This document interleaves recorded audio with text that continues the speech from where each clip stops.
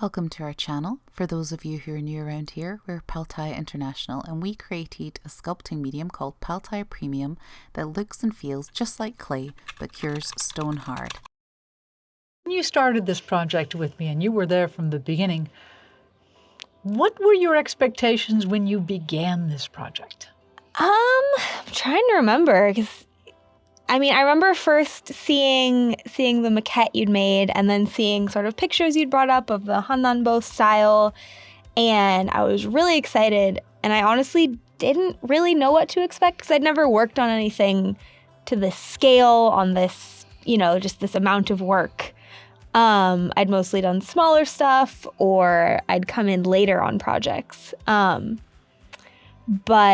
it definitely, even though you hear, oh, it's going to be about 5 feet tall or whatever, you can't really picture how big something actually is until it starts to move into 3 dimensions.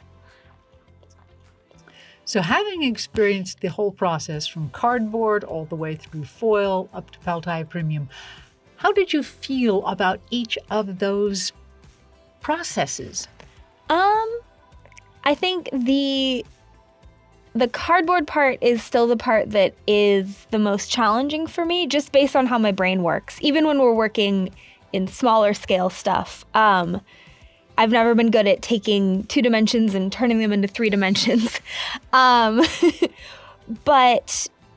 then, like with tinfoil, it makes a bit more sense because tinfoil, you can mold it around and kind of crush it and build it back up, and you have more time to figure it out.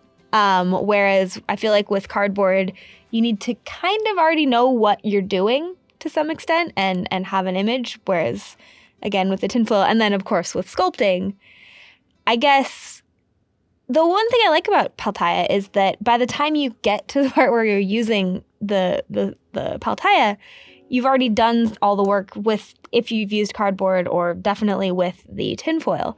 You've done all that work and taken all that time so that the sculpting is quite quick and fun and not as stressful because you already did all the thinking.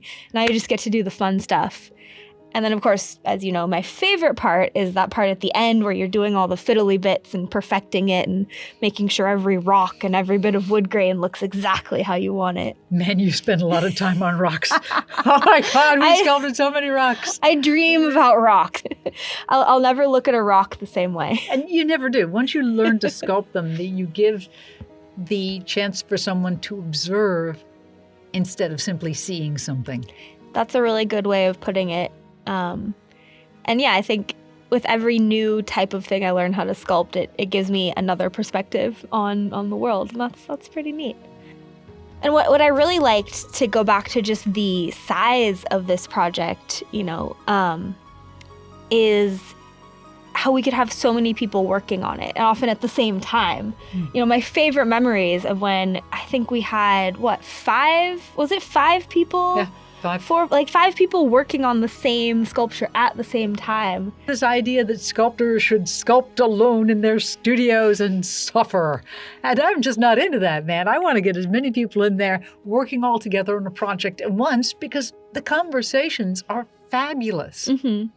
When I first started working with Pal Tiya at all, or when I first started on this project, I was so stressed and focused on doing it right and figuring out, okay, how do rocks work and what should this look like? And, I gotta do everything just right.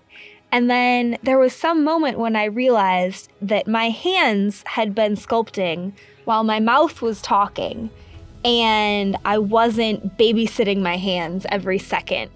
And that was such a satisfying moment. One thing I really like about Pal Tiya is that it's not this hugely expensive thing, and it's pretty forgiving. If someone makes a mistake on a Pal Tiya project, it's not the end of the world, Whereas if you're working with clay or metal, there are some things that are considerably less forgiving, like really expensive mold materials. Exactly. In which case you just had a bad day. Yeah. It's that feeling of you start out the day and there's nothing there, and at the end of the day, there's something there. Yeah, and that's why I really like doing this rather than digital, because it's a real thing. It's in front of you. Yes. And I love making real things. Yes, and just seeing it with the light playing off the water and the wind.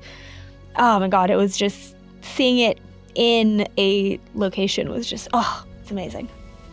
I thought it was just so clever at the end when we were doing it with the little stainless steel wires that you had, just to sort of get the gesture of where the water was going to fall. Yeah, I remember I had only seen it after you and Andrea had done all this work. So I walked in, I saw this massive, shiny thing and was just like, oh, is this what we're doing? Yes. Yeah, and it was. The rocks. This is what you got to experience at length. Mm-hmm. How did you feel about the rocks?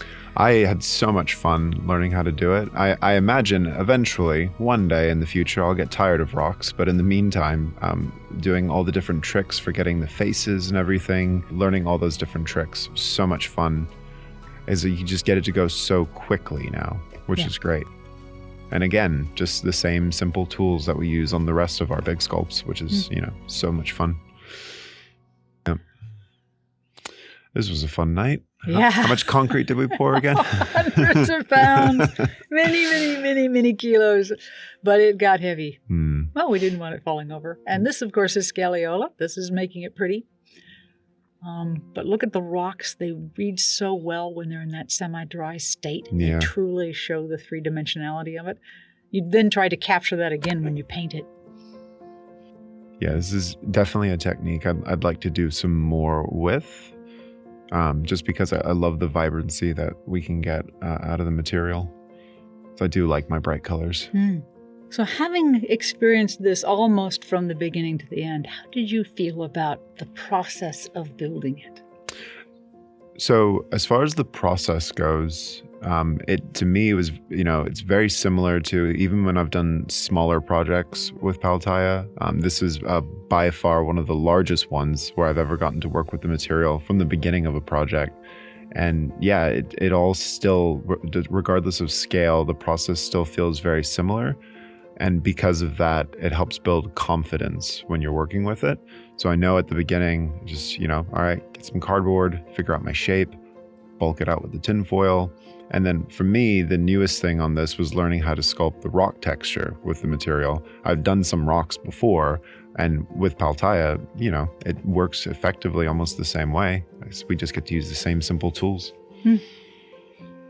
Yeah, I try to keep everything down to a simple array of tools. The end result was beautiful. This was a long project. It was a big project, and it was a complex one. But man, was it ever worth doing. Absolutely.